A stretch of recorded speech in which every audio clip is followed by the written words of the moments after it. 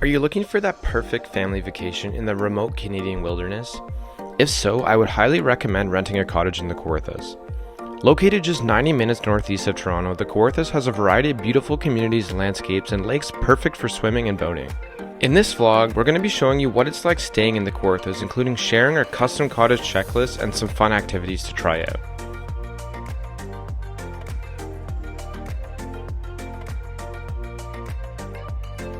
Now here's our cottage rental checklist.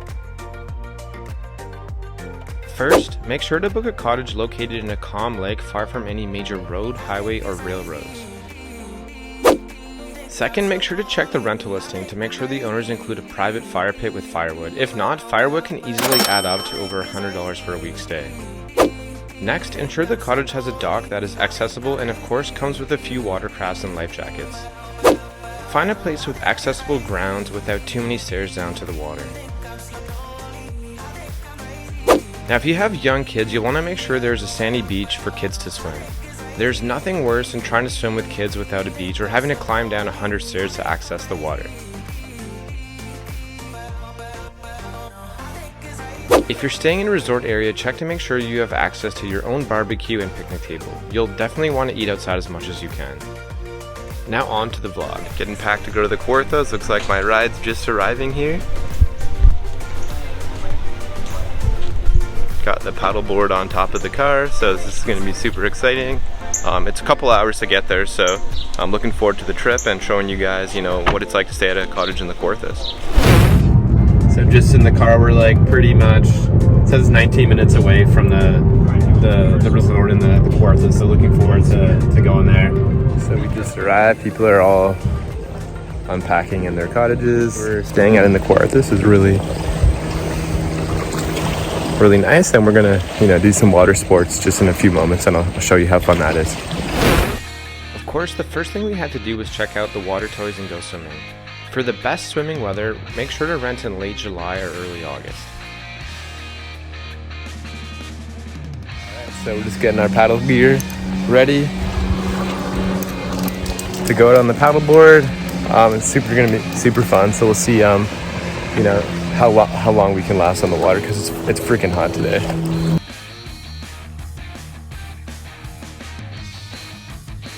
So paddleboarding is a super popular activity, and kayaking and canoeing in the Kawarthas.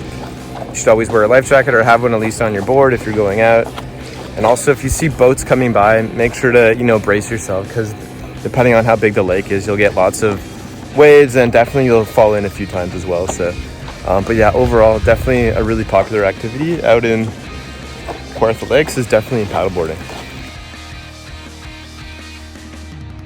So we are now going tubing, another really important thing to do when you're at a cottage, if you have a boat that is. But yeah, if you can find a place that actually allows you to rent boats and you have a boating license, then it's pretty much a must-do when you're staying at a cottage and hoping to have a lot of fun times. So hoping to show you guys how fun we're gonna have tubing. Let's see it. If you're interested in renting a boat, it's actually quite easy. Rental prices typically range from $100 to $500 a day, depending on the size of the boat. Tubing is one of the must-do cottage experiences in Canada. Thankfully, our driver was an amazing driver who was able to drive the boat safely, and of course, everyone was wearing a life jacket while on the tube. In case you were curious, going tubing is very similar to riding a roller coaster. You're basically holding on for your life as the boat's going 40-50 kilometers an hour. One important tip, don't be afraid to fall off, as that's literally the point of tubing. Oh, and aside from the shock and a little water up your nose, falling in the water doesn't hurt at all. Another must-do cottage experience is island hopping by watercraft. Alright, so we're just walking down. We're going to do a paddleboard expedition to a little mini island that's like really close to the cottage that we're renting here, so it's going to be really fun. We're on the paddleboard, now we're going to the island. It's going to be an exciting adventure.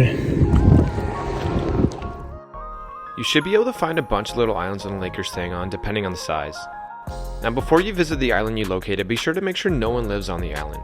The island we actually found was owned by the Ministry of Natural Resources and Forestry, and the only restriction was that you couldn't overnight camp on it. Alright guys, we made it to the island! Woo! Hey!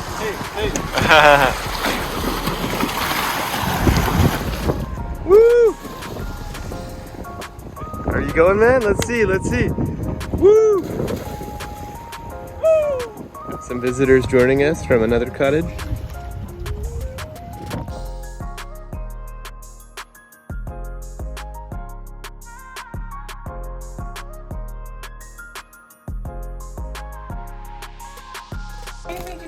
Archer, we gotta eat dinner now. Come on, bud. Having a good time? Sleepy. You're sleepy? We're gonna eat a great dinner. Okay, you have to be here when we get back though, or the boogeyman will come. Of course, the boogeyman never came, but we did end up feeding Archer later on in the evening.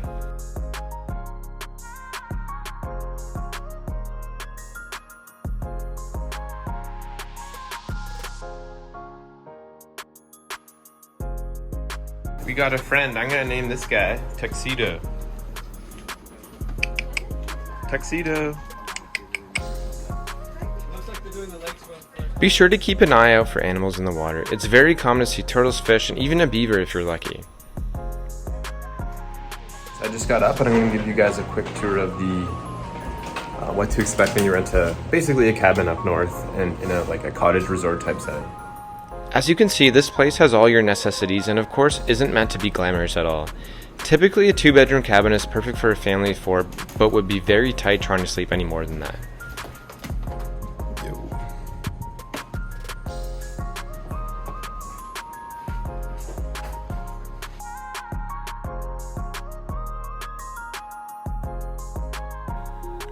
Now of course, you must have a campfire when it gets dark. If you rent a cottage in July and August, it'll typically get dark between 8:30 and 9:30 p.m. Now make sure to pack some hot dogs and marshmallows to enjoy around the campfire. That is a must do while you're having a campfire.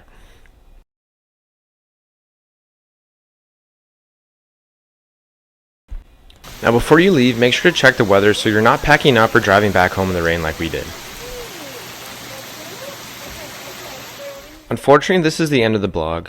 Overall, I have to say renting a cottage in the Kawarthas is one of my favorite things to do in the summer.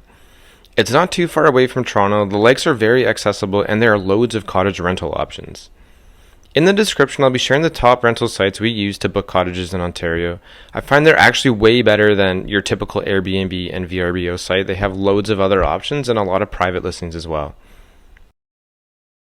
If you found this video useful, don't forget to subscribe to our new channel. We'll be posting informative travel tips on our travels throughout Canada and of course around the world.